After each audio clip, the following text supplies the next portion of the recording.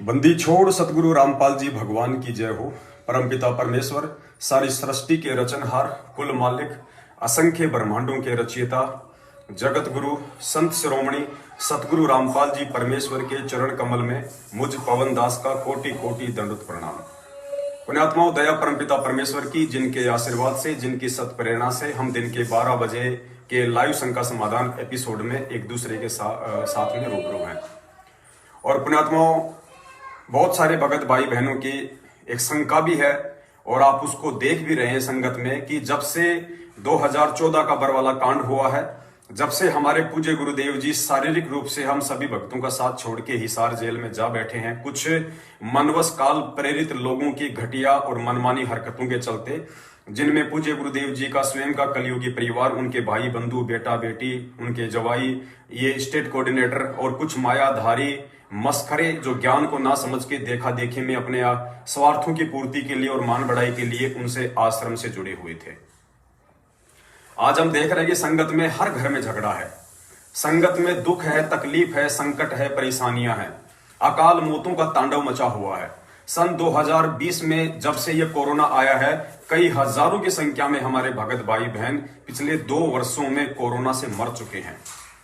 तो हर किसी का यही सवाल है कि भाई हमें तो परमात्मा सत्संगों में बताते हैं कि मेरे भगत को तो कांटा भी नहीं लग सकता है मेरा नाम लेने के बाद, तो फिर आज उसी परमात्मा के भक्तों की अकाल मौतें क्यों हो रही हैं? बस की बस एक्सीडेंट हो जाती है, 13 भगत अकाल मौत मर रहे हैं। जैसे कि हिसार तारीखों पर जाने वाले महाराष्ट्र के लातूर जिले से 2 बसें भर के जा रही थी, राजस्थान के नागौर में सन 2019 में उनका एक्सीडेंट हुआ, 13 भक्तों की ऑन द स्पॉट अकाल मौत हुई। ये सब कुछ क्यों? तो जो नए भगत भाई बहन हैं, जो अभी नए नए जुड़े हैं, या जो पुराने भगत भाई बहन हैं जो इतने वर्षों से गुरुदेव से जुड़कर भी ज्ञान को आधार नहीं बना पाए हैं, उनको इस तरह की शंका सताई जा रही है। और ये काल प्रेरणा है, और काल प्रेरणा के चलते यदि उनको समाधान नहीं मिला उनकी उन शंकाओं का, तो धीरे धीरे काल उनको परमेश्वर से, सतगुरु से दूर कर देगा। लेकिन परमात्मा धरती पे प्रकट है, ऐसा होने नहीं देगा। परमेश्वर हम जैसे मूर्खों को, हम जैसे नादानों को, हम जैसे मंद बुद्धि सत्सेवकों को निमित्त बना के अपने अन्य बच्चों की प्रत्येक शंकाओं का समाधान ज्ञान आधार से करवा रहे हैं, और परमेश्वर जी करवाते रहेंगे। तो पुण्यात्माओं, सबसे पहले हमने इसके रीजन को समझना है कि ऐसा हो क्यों रहा है। देखिए पुण्यात्माओं, हमें गुरुदेव बार बार सत्संगों में गीता जी पढ़ाते हैं, और परमेश्वर कहते हैं, गीता जी अध्याय नंबर 16 श्लोक नंबर 23 का जिक्र करते हुए, कि शास्त्र विधि को त्याग कर जो मनमाना आचरण करता है उसको ना सिद्धि होती है, ना मुक्ति होती है, ना उसके कोई कार्य सफल होते हैं।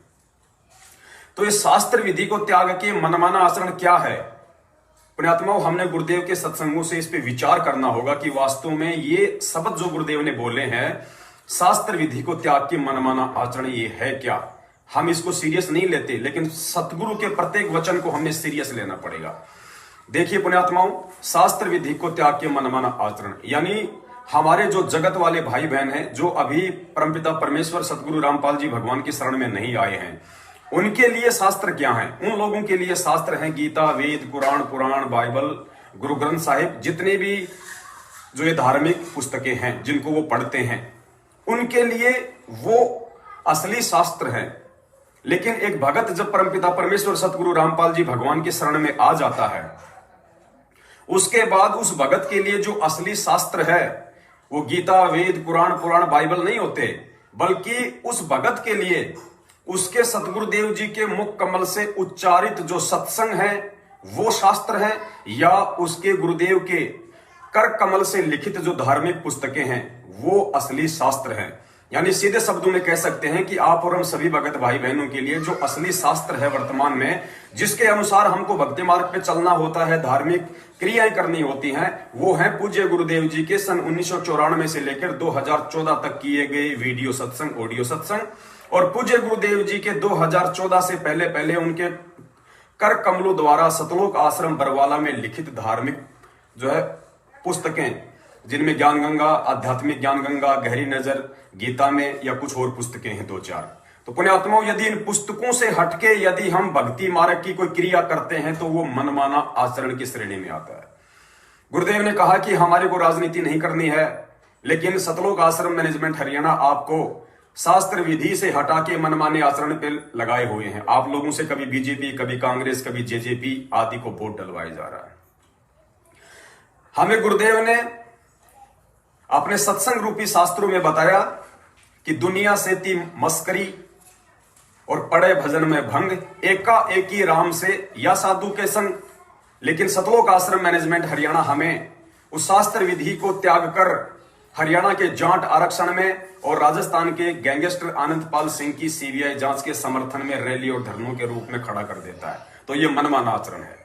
गुरुदेव ने हमें अपने सत्संगों में बताया, जो कि असली शास्त्र हैं, कि भैया गुरु बिन दान पुण्य जो करही, मिथ्या होय कभू न फल ही। गुरु बिन माला फेरते, गुरु बिन देते दान, गुरु बिन दोनों निष्फल है, चाहे पूछो वेद पुराण। लेकिन सतलोक आश्रम मैनेजमेंट हरियाणा हमें उस असली शास्त्र के विपरीत उल्टी क्रिया करवाते हुए स्वयं ज्योति पाठ और दान का पैसा ले रहा है, जो कि कुपात्र है, जो दान लेने के योग्य नहीं है, दान लेने का अधिकारी नहीं है। तो भगत समाज यदि परमपिता परमेश्वर के जो असली शास्त्र हैं, उनके सत्संग हैं, उनके धार्मिक पुस्तकें हैं, उनके विरुद्ध यदि मनमाना आचरण करेगा तो गीता जी अध्याय नंबर 16 श्लोक नंबर 23 हम सभी के ऊपर लागू हो जाएगा, जो कि परमेश्वर का अटल संविधान है। उसके बाद किसी भगत को ना कोई सिद्धि होगी, ना मुक्ति होगी, ना कोई कार्य सफल होंगे। तो सबसे पहले तो पुण्यात्माओं, हमने गुरुदेव के सत्संगों को आधार बना के इन चीजों पे विचार करना पड़ेगा। और गुरुदेव के सत्संग बिना साध संगति से जुड़े आपको लाख जन्म भी समझ में नहीं आ सकते हैं। इस बात को भी आपने अच्छे से नोट कर लेना चाहिए। इसलिए जहां भी आपके आसपास में साध संगति के कार्यक्रम होते हैं, आपने वहां पे जरूर शामिल होना चाहिए। और उसके बाद पुण्यात्माओं, दूसरा जो रीजन है वो ये है कि हमने परमपिता परमेश्वर सतगुरु रामपाल जी भगवान को सन 2014 में अपनी उल्टी क्रियाओं के चलते दुखी कर दिया, उनको रुष्ट कर दिया। तो एक प्रकार से संगत को संत रामपाल जी भगवान का श्राप लगा हुआ है। अब आप कहेंगे जी, ये श्राप हुआ, आपका तो कोई सिस्टम है ही नहीं इस भक्ति में। गुरुदेव ने कहा कि संत को कोई श्राप देता ही नहीं है। पुण्यात्माओं, संत श्राप देता नहीं है, लेकिन यदि संत को उल्टी क्रिया करके उनको दुखी किया जाएगा तो संत का श्राप ऑटोमेटिक लग जाता है। कैसे? जिस प्रकार पूज्य गुरुदेव जी ने हमें बताया अपने सत्संगों में कि दुर्वासा ऋषि के श्राप के चलते जब पूरी नगरी के ऊपर दुख, तकलीफ और संकटें आने लगे, कोई भगत किसी को अच्छा नहीं लग रहा था, बात बात पे गाली गलौज, मारपीट, वो सारे दुख, तकलीफ और संकट क्यों आ रहे थे? क्योंकि उन्होंने संत को सताया, संत को दुखी किया। किसने? श्री कृष्ण जी के लड़के प्रद्युम्न ने और उसके साथियों ने। कहानी आप सबको अच्छे से पता है, ज्यादा लंबाई में जाने की आवश्यकता नहीं है। तो इसी प्रकार पुण्यात्माओं, हमने परमपिता परमेश्वर सतगुरु रामपाल जी भगवान को दुखी किया है बरवाला आश्रम में, काल प्रेरित होके उल्टी और घटिया हरकतें करके। सतलोक आश्रम मैनेजमेंट हरियाणा ने जो कुक्रम किए बरवाला कांड में, हम भक्तों ने भी अज्ञानता में, मूर्खता में, ना समझे में उनका साथ दिया। काले कपड़े पहने, हाथों में लठ, पत्थर, डंडे और बंदूकें उठाई, पुलिस वालों का सामना किया। तो ये हमने भक्ति विरुद्ध उल्टी क्रिया की, जो हमारे परमेश्वर ने हमारे को करने से जो है मना किया हुआ था। तो सबसे पहले आप वो सत्संग सुनिए, उस सत्संग से फिर आपको समझ में आएगा कि जिस प्रकार पूरे यादवों के बीच में द्वापर युग में दुर्वासा ऋषि के श्राप के चलते जो समस्या उत्पन्न हुई थी, वही सेम समस्या आज भगत समाज में उत्पन्न हो चुकी है। दुर्वासा भी एक संत थे अपने लेवल के, संत रामपाल जी महाराज जी भी परम संत हैं, लेकिन विधान वही काम करेगा। तो ध्यान से सुनिए रीजन क्या था और फिर विचार करना, वही रीजन आज संगत में हो रहा है। और उधर से कुछ दिनों के बाद 56 करोड़ यादव थे टोटल, उनकी आपस में खींचातानी शुरू होगी। जरा सी कोई बात कह दे, लट्ठम लट्ठा एक दूसरे ने मार करे, हत्या होने लगेगी। जवान बालक वैसे बीमार होकर मरने लगे। तो जब पहले लोग इतने बुद्धिमान होते थे, भगवान से डरने वाले होते थे, नगरी में कोई उत्पात शुरू हो जाता, किसी भी प्रकार का आपसी लड़ाइयां शुरू हो जाती, तो वो साधु संतों के पास जाते थे और समाधान पूछते थे। तो जैसा जिसको ज्ञान था वो बता दिया करते थे। तो सारी नगरी में यह चिंता हुई भी की बात होगी, किसी ने किसी का बोल अच्छा नहीं लगता, ना बड़े छोटे की लाज रही, शर्म रही, हाहाकार मच रहा है, क्या चक्कर पड़ गया। रोजाना किसी ना किसी कोने में झगड़े हो रहे हैं, छोटे मतलब जवान बच्चे की मृत्यु हो रही है, हाहाकार मच रहा है। पता नहीं बेचैनी सी होगी है सभी को, क्या कारण है। तो गांव नगर के मौजूद व्यक्ति 100-200 इकट्ठे होकर फिर श्री कृष्ण जी के पास गए, क्योंकि यादों के गुरुजी थे श्री कृष्ण जी। तो श्री कृष्ण जी से सारी कहानी बताई, भगवान पता नहीं क्या हो गया नगरी में, कोई किसी की शर्म लाज नहीं रही। बालक नौजवान आपस में छोटी सी बात करते हैं, झगड़े कर लेते हैं, एक दूसरे को मार रहे हैं, जुल्म हो गया। वैसे भी प्रतिदिन किसी ना किसी कारण से मृत्यु हो रही है, नगरी में हाहाकार मच गया। इसका कारण तथा समाधान बताओ प्रभु। श्री कृष्ण जी ने कहा कि भाई कारण तो यह है कि दुर्वासा का श्राप अब फलीभूत हो रहा है। अब सभी नगर निवासी एकदम घबरा गए कि क्या करें भगवान, फिर समाधान बताओ। तो पुण्यात्माओं, ठीक ही स्थिति आज हो रही है जो 5,500 साल पहले यादवों के बीच हुआ था दुर्वासा के श्राप के चलते। बात बात पे झगड़ा, संगत में अकाल मौतें। आज कोई भी भगत किसी भी भाई से यदि ज्ञान आधार से बात करना चाहता है तो उसको धमकी दी जाती है, उसको गुरुद्रोही कहा जाता है। उसके घर पे उसको मारने के लिए लोग आ जाते हैं कि तू कहां रहता है, तू तेरा एड्रेस बता। पता नहीं तरह तरह की बातें, अकाल मौतें हो रही हैं। ये सब कुछ क्यों हो रहा है?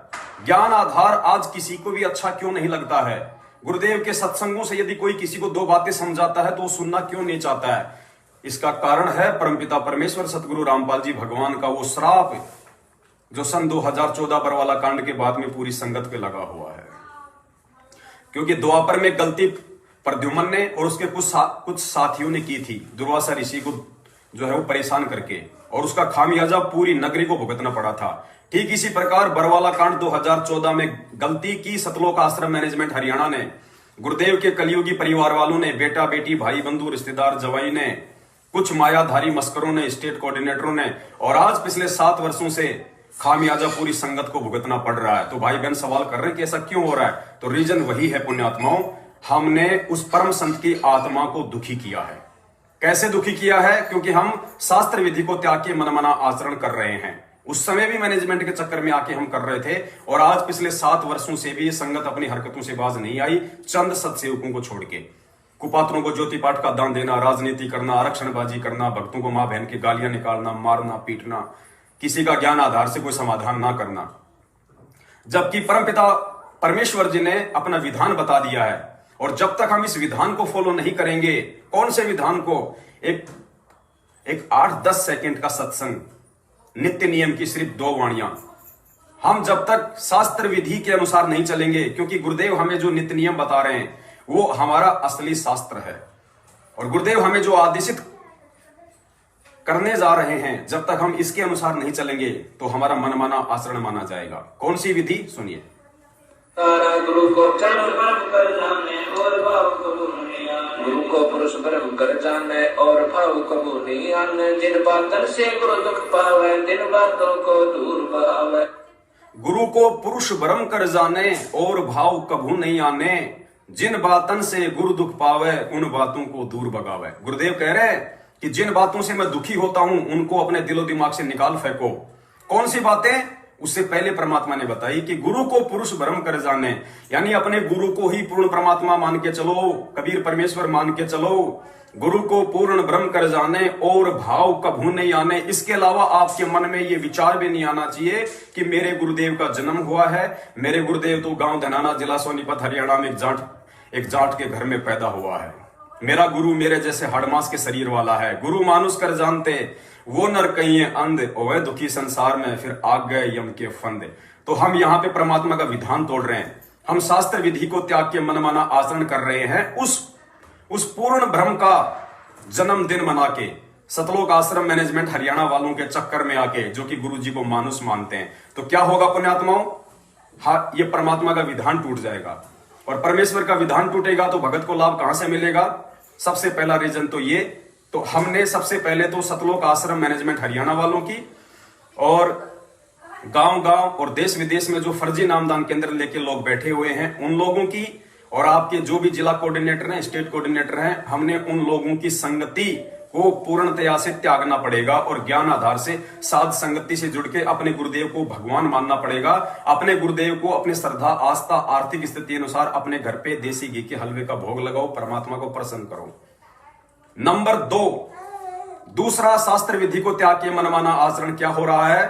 परमेश्वर ने सत्संग में बताया कि यदि तुम भगत हो और भगत होके यदि तुम सामने वाले अपने भाई बहनों को दुखी करोगे, तुम परेशान करोगे, तो तुम परमात्मा का नियम तोड़ रहे हो, तुम परमात्मा का विधान तोड़ रहे हो। भले ही वो दुखी करने वाला भी भगत है, अगर वो दुखी किसी भगत को करेगा, भगत होके भगत को दुखी करेगा, परेशान करेगा, उसकी आत्मा को दुखाएगा, तो परमात्मा का नियम टूटेगा और उसको सजा भोगनी पड़ेगी। परमात्मा वहां पे वो कोई दया नहीं दिखाएगा। तो पुण्यात्माओं, वर्तमान में हम सत्सेवकों के साथ में जिस प्रकार से जातियां की जा रही हैं, हम लोगों को धमकियां दी जा रही हैं। मुस्तास के ऊपर आप सबको पता है 3 बार जानलेवा हमला हुआ, मुझको जान से मारने की पूरी कोशिश सतलोक आश्रम मैनेजमेंट हरियाणा के मुखिया महेंद्र भगोड़े ने अपने सारनामी गुंडों से करवाई, जिनमें सतलोक आश्रम मैनेजमेंट हरियाणा का वर्ल्ड कोऑर्डिनेटर देशराज दिल्ली वाला मुख्य था। तो जान से मरवाने की दास को इन्होंने पूरी कोशिश की और उसके बाद जितने भी हमारे सत्सेवक भाई बहन हैं जो सच्चाई का प्रचार करते हैं, उनको धमकियां दी जाती हैं, उनको डराया जा रहा है। तो यहां पे उन भक्तों की आत्माओं को दुखी किया जा रहा है और उन भक्तों की आत्मा दुखी करने वालों के पीछे जो 90% जो संगत लगी हुई है, उनको भी परमेश्वर की तरफ से वो दंड भोगना पड़ रहा है, क्योंकि वो लोग आंख बंद करके बैठे हुए सही और गलत का निर्णय नहीं कर पा रहे। सुनिए परमपिता परमेश्वर के मुख कमल से, पुण्यात्माओं, ये पूज्य गुरुदेव जी का संविधान है जो अटल है। सूरज उगना छिपना भूल सकता है, परमेश्वर का विधान अटल है।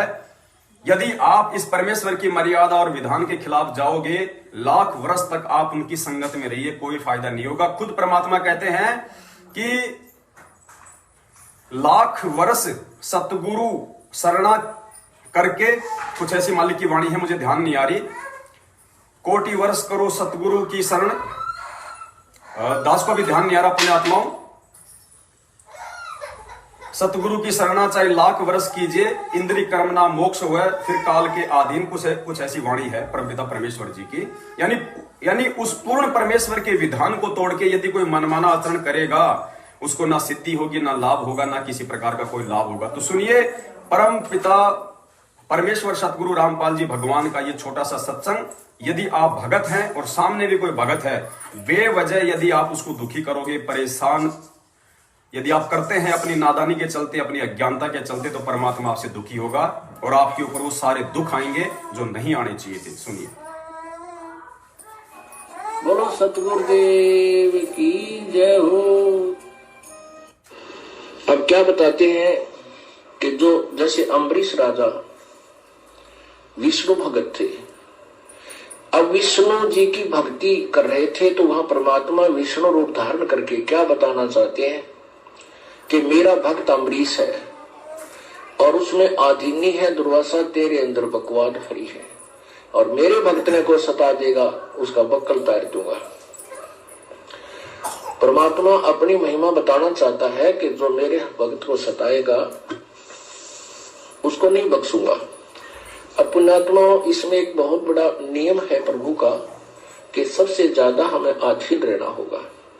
आप 2 भक्त हैं, दोनों ने उपदेश ले रखा है और तुम आपस में झगड़ा करते हो और एक भक्त कुछ नहीं कहता, दूसरा उसको नाजायज परेशान करने की चेष्टा करता है, तो परमात्मा उस जो भक्त की रक्षा करेगा, वो भी बेशक भक्त है, जो बेमतलब बकवाद करके दूसरे को तंग कर रहा है भक्त को, तो उसको हानि पहुंचाएगा, जबकि दोनों भक्त ही है।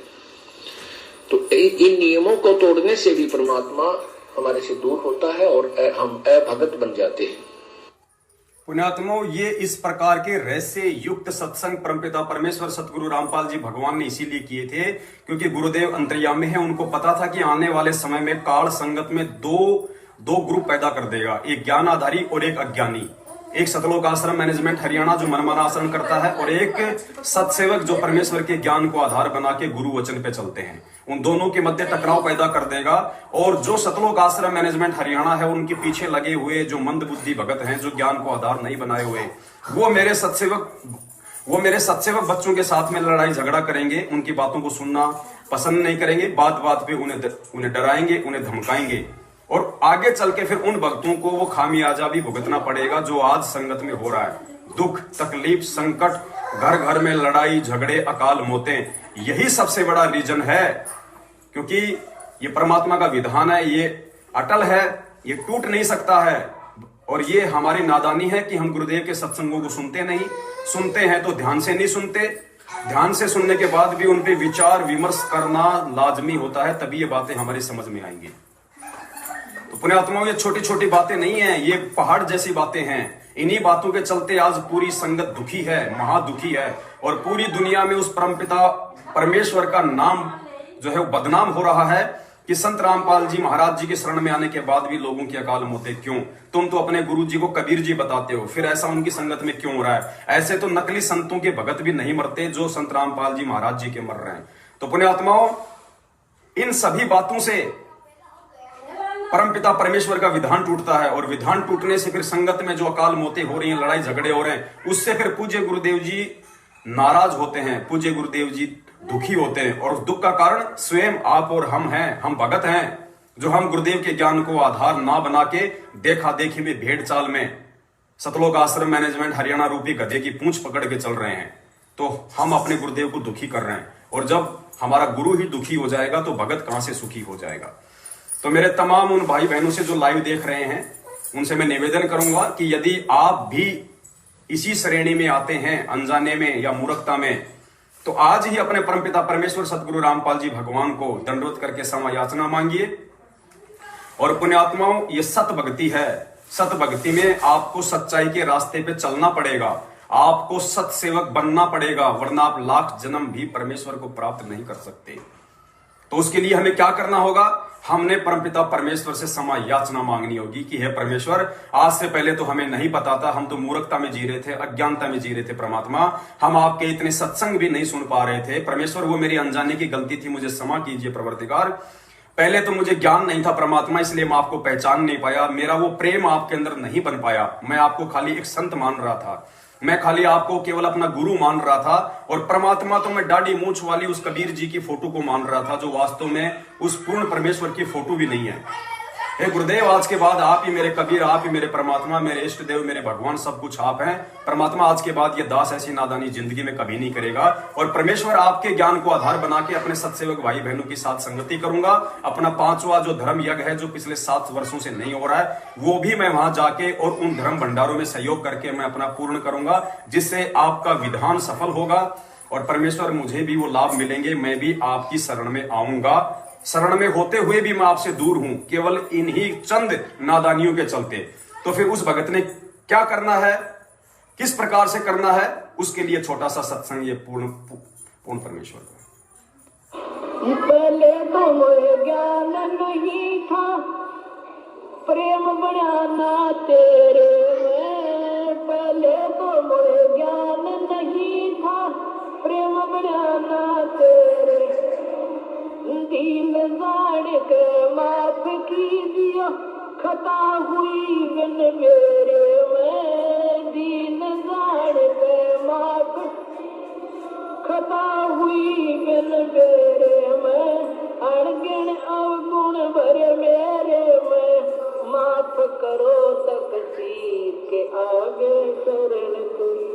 संकट मोचन कष्ट मंगल करण कबीर आगे शरण तेरी। संकट मोचन मंगल करण कबीर के आगे शरण तेरी। पुण्यात्मों, ये परमपिता परमेश्वर सतगुरु रामपाल जी भगवान की आप और हम सभी सत्सेवकों के ऊपर विशेष मेहर है।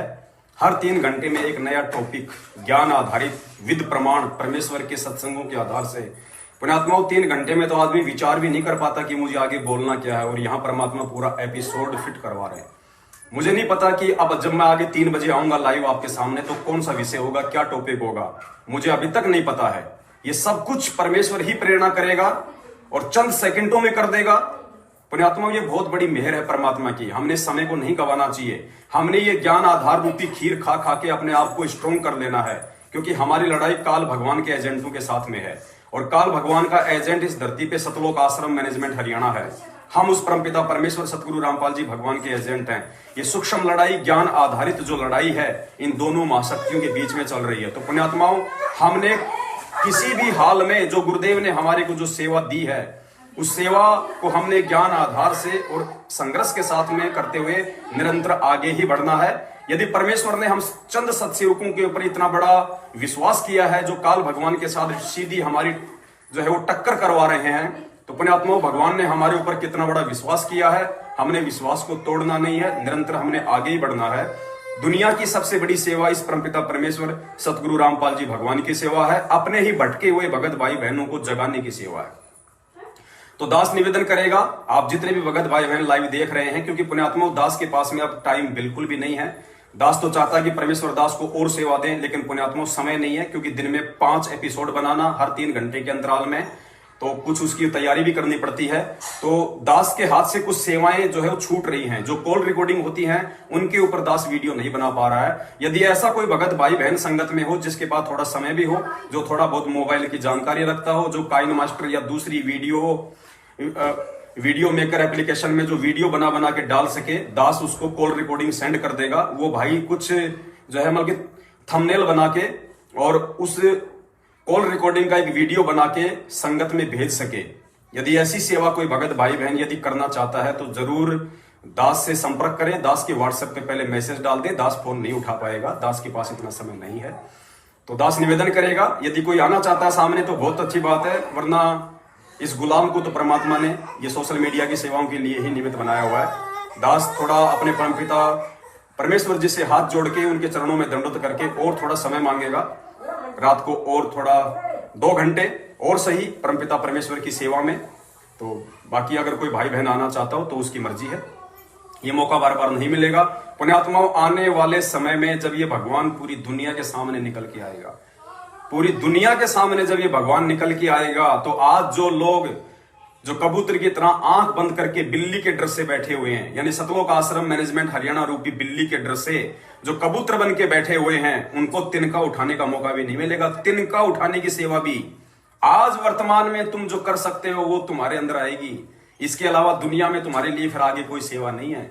और उस समय भी परमात्मा उन्हीं चंद आत्माओं को सेवा देंगे अपने आसपास, जो आज इस भक्ति मार्ग पे गुरु वाला काम करके दिखाएंगी। जो संघर्ष इस मार्ग पे, इस मिशन को सफल बनाने के लिए जो गुरुदेव कर रहे हैं, जो उस संघर्ष में उनका साथ देगा, जो अपने गुरुदेव के जैसे अज्ञान और पाखंड को मिटाने का बीड़ा उठाएगा, उसके लिए चाहे उसका घर छूटे, चाहे उसका परिवार छूटे, चाहे रिश्तेदार नाराज हो, चाहे कोई भी नाराज हो, जो आगे बढ़ेगा कल को परमेश्वर के चरणों में रात दिन वही सेवा का लाभ प्राप्त करने के योग्य बनेगा।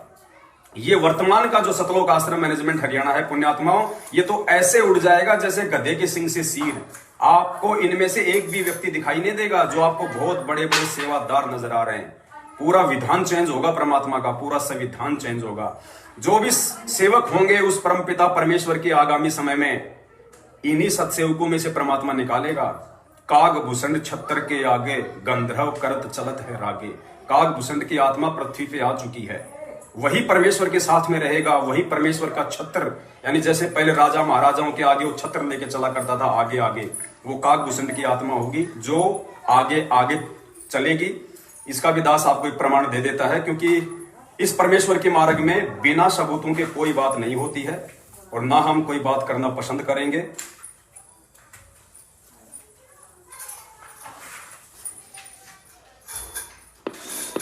अब उसके लिए एक उदाहरण देते हैं आपको। एक काकभूषण नाम के महापुरुष हैं, वर्तमान में अब वो बहुत ही अच्छे देव पुरुष हैं। उन्होंने गरुड़ जी को, जो श्री विष्णु जी के वाहन एक गरुड़ है। आपने जो बात समझनी है वो इतनी समझनी है कि काकभूषण कौन है और कहां है। गुरुदेव कह रहे हैं एक काकभूषण नाम के महापुरुष हैं, वर्तमान में बहुत ही अच्छे देव पुरुष हैं। यानी वर्तमान में इस पृथ्वी पे काकभूषण की आत्मा है जो परमेश्वर की सेवाओं में लगी हुई है। उन आत्माओं, हम नहीं जान सकते उन आत्माओं को कौन आत्मा है। हो सकता है वो आत्मा जेल में हो परमेश्वर के साथ में, हो सकता है वो आत्मा कहीं बाहर उस परमेश्वर की सेवा में लगी हो।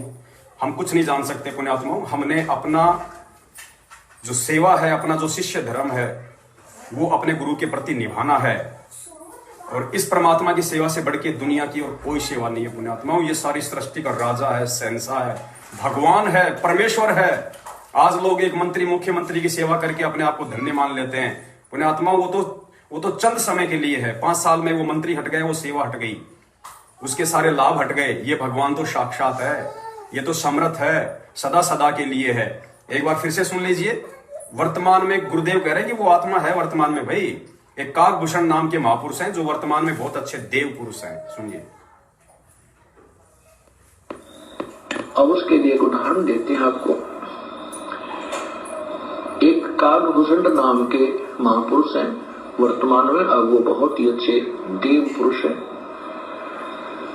पुण्यात्माओं, हमने मौका चूकना नहीं है। वो काकभूषण की आत्मा ही, क्योंकि परमेश्वर ने असुर निकंदन रैमिणी में साफ साफ लिखा हुआ है, काकभूषण छत्र के आगे गंधर्व करत चलत है आगे। काकभूषण होगा वो सदा परमेश्वर के चरणों में रहेगा, सदा मालिक के साथ में रहेगा। जहां भगवान जाएगा सदा भगवान की सेवा में रहेगा, उसी को निमित्त बना के भगवान सारे काम करवाएगा। और उस काकभूषण के साथ में जो आत्माएं होंगी वो सारी उस परमेश्वर की अधिकारी आत्मा होंगी, उस परमेश्वर की योग्य आत्माएं होंगी, जो सतगुरु देव जी के निर्देशन में पूरी दुनिया का कार्यभार संभालेंगी, पूरी दुनिया की सेवा संभालेंगी। तो पुण्यात्माओं, गफलत में नहीं जीना है। धरती पे भगवान स्वयं साक्षात विद्यमान है, प्रकट है। 8 सितंबर 1951 से इस बात को भूलना नहीं है, वरना मार खा जाएंगे। और हर हाल में चाहे कितना ही दुख, तकलीफ, संकट, परेशानी क्यों ना झेलनी पड़े हमें पुण्यात्माओं, दुख, तकलीफ और संकट दो ही रीजन से आएंगे। प्रथम, मर्यादा खंडित। दूसरा, भगवान आपकी परीक्षा ले रहा है, क्योंकि भगत की परीक्षा दुख, तकलीफ और संकट में होगी। जैसे सेव और समन की परीक्षा भगवान ने कैसी स्थिति पैदा करके ले ली, कोई सोच भी नहीं सकता था।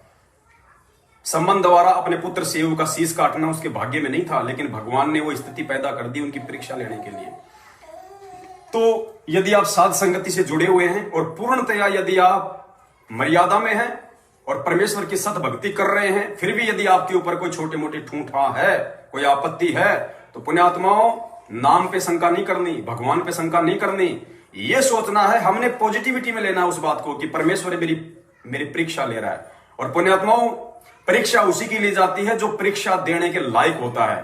नालायकों की, निकम्मों की, अविश्वासी लोगों की भगवान परीक्षा नहीं लेता, उनको तो वैसे ही निकाल देता है बाहर अपने मिशन से। तो हमने सतलोक आश्रम मैनेजमेंट हरियाणा, जो कि धरती पे जीता जागता काल भगवान का रूप है, एजेंट है, और उनके पीछे वर्तमान में चल रहे 90% मंद बुद्धि भगत भाई बहनों को देख के नहीं चलना।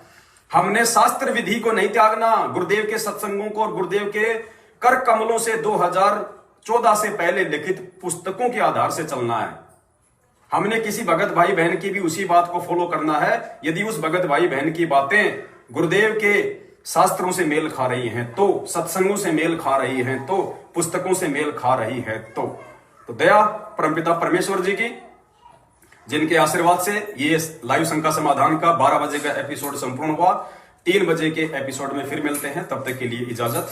बंदी छोड़ सतगुरु रामपाल जी परमेश्वर जी की जय हो। सत साहेब।